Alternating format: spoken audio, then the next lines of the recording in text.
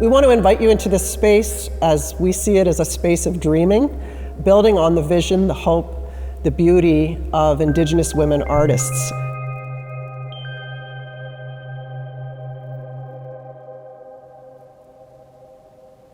Kim and I have been developing this exhibition for the past 2 years now, titled Ascending Horizons at McMaster Museum.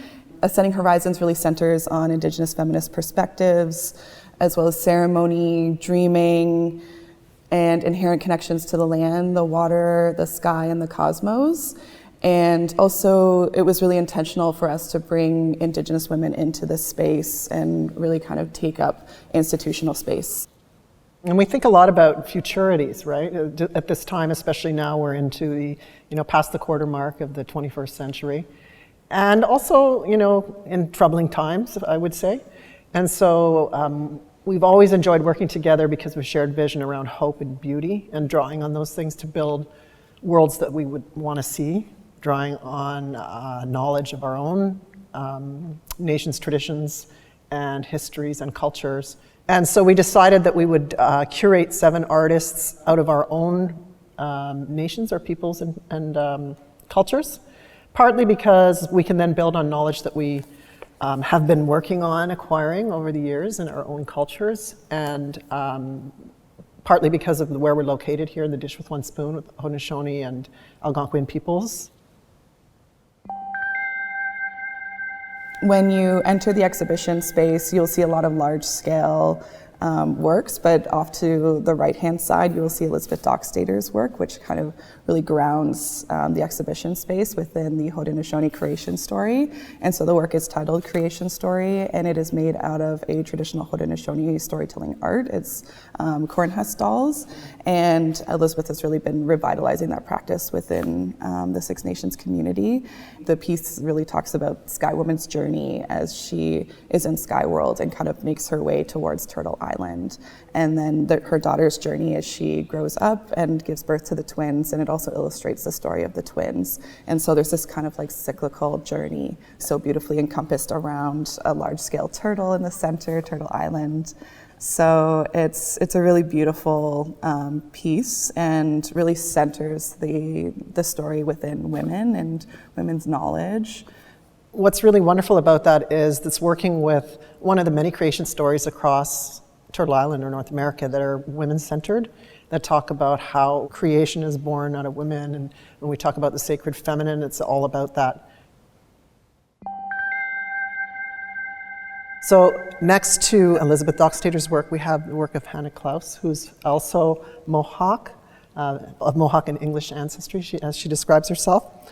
And she has this piece that I have to work on my Mohawk, that's Deowedadaze, which translates into twisting, turning winds. And again, this makes us think about the Ohondagliwadekwa, the Thanksgiving address of Haudenosaunee folks, and the thanks that are given to the winds. Talks about, the giving thanks to the 4 winds. And in this particular piece, Hannah's working around 2 winds that come together, twisting, turning, that bring about the change of the seasons. Otherwise could be translated as a tornado. Made out of these discs of film that she suspended from thread. And I found it really interesting that she was talking about how she doesn't work with beads or beadwork, unlike many of the other artists in the show.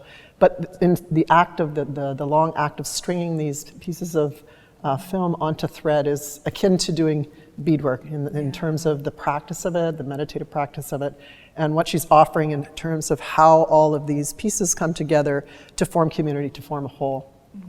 So it does bring us back to thinking about Sky World, and the power of Sky World, and the power to make change, and the responsibilities around that. Right. And so she's bringing that to us in this really powerful way, in this exquisite piece that is just constantly like shifting and turning a little bit and evoking that change. Charlene Vickers' piece titled Ovoid Soundings is ovoid shapes situated in a constellation form along the back wall of the exhibition. And each piece is made really delicately by hand, made out of felt, beadwork, buttons, thread, and painting. And they're all kind of layered together, and each of them carries like their own spirit, I would say. Like they all kind of have this energy. She, as Anishinaabe Kwe, has lived for the past 30 years in West Coast Salish territory and talks about like how the land that she's been situated for the past 30 years has really like influenced her and her practice and understanding who she is as Anishinaabe Kwe. And so she really brings like that practice of borrowing and lending, learning from West Coast Salish designs, but also incorporating her own Anishinaabe storytelling within and kind of doing this collaboration. I really love that it also takes up such a large space in the institution, and it really feels like it kind of reaches beyond the gallery walls. So Casey Adams is Anishinaabe, Innu, and British artist based out of Winnipeg. And what we bring here is part of a larger practice that she has of working with clay, harvesting clay in her homelands, teaching people how to work with clay. What she's brought here is something that can really ground us in the earth and the creative capacities of the earth. The clay pod that represents or feels like a pregnant belly, adorned with umbilical cords and belly buttons and so on, acting as it could as a vessel for water. And sitting in the middle of this kind of ceremonial space, right? Surrounded by cedar, which we often use when we create a protective space around where ceremony is taking place, and rocks, which we harvested from Lake Ontario. So she's bringing together the ceremony of birth and creation and bringing it into this space and offering us that grounding. Marie Watt's work, Companion Species, A Distant Song, really speaks to Haudenosaunee history, teachings, and storytelling. And she also, lending to the Haudenosaunee Thanksgiving address, really honors the sun in this body of work. So she is honoring how the sun comes up every day and just like really honing in on the beauty of that moment. So it's meant to kind of transport you outside of the gallery space and center you like within this certain time and space, and like really calling attention to the sunrise or sunset as being this like really magical moment that often we as people take for granted. It's something that everybody in the world experiences in one way or another. Yes. And so she's calling upon us to like come around that, right? And we have it happening here as part of the Ascending Horizons, but in a very distinct way, using these repurposed blankets that also remind me of ribbon skirts. Mm-hmm. And of course we think about ribbon skirts in Indigenous women and how Indigenous women wear them for ceremony, maybe more now too in the everyday as well, but for special things traditionally, there's a whole history around that. When we look at the work of Carrie Allison, she has 3 pieces in this show. And Carrie's an artist of Cree, Métis, and mixed European descent. She describes herself, and a lot of her work previously and ongoing involves beadwork. And we have some beadwork in the pieces that are here, but there's also a new practice that she's taken up involving working with other artists, in particular the photographer Tundi Monroe and the person who built the frame for the photography Reba Forbes. So we see here in the first image an image of a pregnant belly, a woman who's pregnant laying on the earth, holding the earth.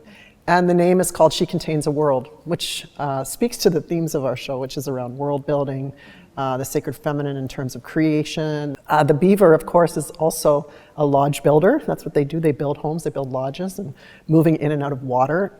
So there's all these kind of themes of water that come through. And in the image as well, there are tattoos on the woman which represent this capacity for healing and transition. In the second work, A Blanket to Build Worlds, Carrie collaborated with artist Ursula Hanley, who works with alternative image-making processes to create this piece. Again, is beautifully framed in beaver fur by Reba Forbes.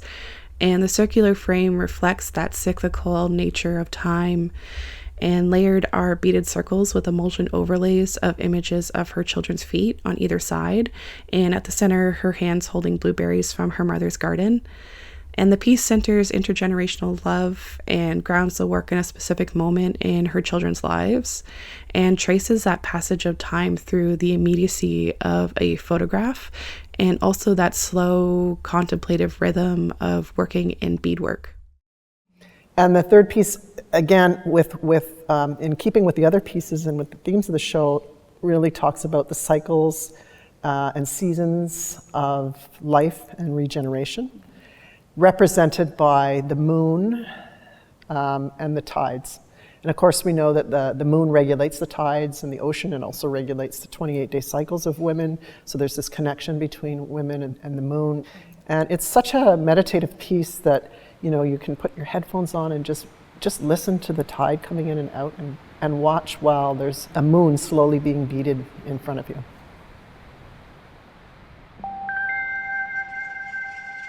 And lastly, we have Judy Anderson's work. This piece is called As She Walked Down the Hallway, She Unintentionally Indigenized, which is a title that I really love. Judy is a professor at the University of Calgary, and a student was wearing a jingle dress and was walking down the hallway towards the classroom, and you could just hear the sound of the jingles as it was moving down the hallway and created this beautiful echo, because as we know, like the copper just creates this like beautiful sound. So Judy recognized that right away as this like act of indigenization. You know, it's in universities haven't historically been safe spaces for Indigenous and marginalized people. So it was this like really beautiful, gentle way of like taking up space, and Judy replicates that kind of female form within the jingle dress as it's suspended from the ceiling. And so the piece is really meant to tether us to the land and to the body, the female body, as well as the sky.